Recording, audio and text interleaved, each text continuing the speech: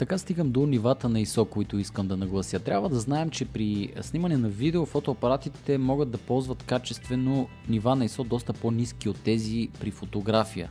Добре е да знаете лимита на вашата камера. В моя случай това е ISO 800.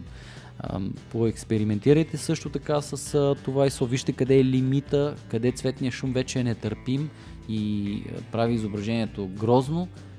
Трябва да знаете, че повечето фотокамери не могат да снимат ISO видео с ISO толкова високо като при фотография, може би с изключение на няколко модела, които действително снимат при много високи нива на ISO с много нисък шум, цветен шум.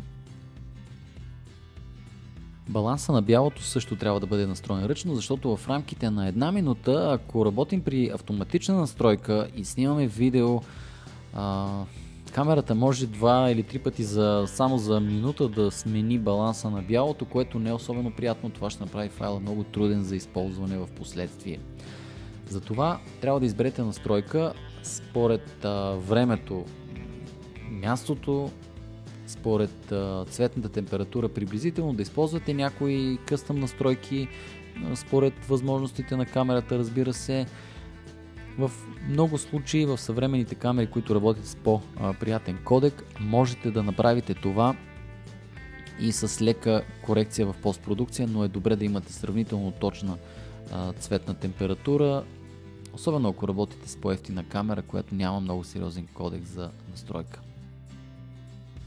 След баланса на бялото искам да коригирам така наречения Picture Profile или цветовия стил на заснемане. Знаете, че тези режими ни дават определени предварителни настройки за острота, за цветонасищане, за контраст.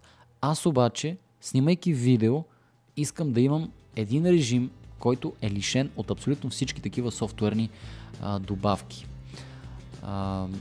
Добре е, когато снимате видео с фотоапарат, да имате един подобен режим, който да е максимално неутрален, който да елиминира всички софтуерни добавки от камерата. Виждате в случая един неутрален режим, който аз съм настроил контраст -3, сатурация, sharpness. Тук говорим не просто нивата да са на 0, а да са на максималното минус ниво, което може да отидат. Още веднъж ви показвам, те може да варират. Това се прави, за да имате едно, така да се каже, малко по-плоско изображение. Защото ако заснемете видео с предварително настроени режими, след това много малко са нещата, които може да направите с това изображение. Може да десатурирате малко, но ако контрастът е твърде голям или твърде малък, нещата стават доста по-сложни, ще трябва доста да обработвате видеото, с това ще падне и качеството. Затова аз предпочитам да ползвам един такъв неутрален режим.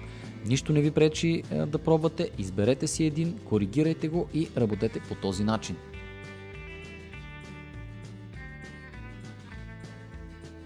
За да гледате още клипове като този или да ме попитате за теми, които ви интересуват, абонирайте се за канала ни и пишете във Facebook или с коментар под видеото.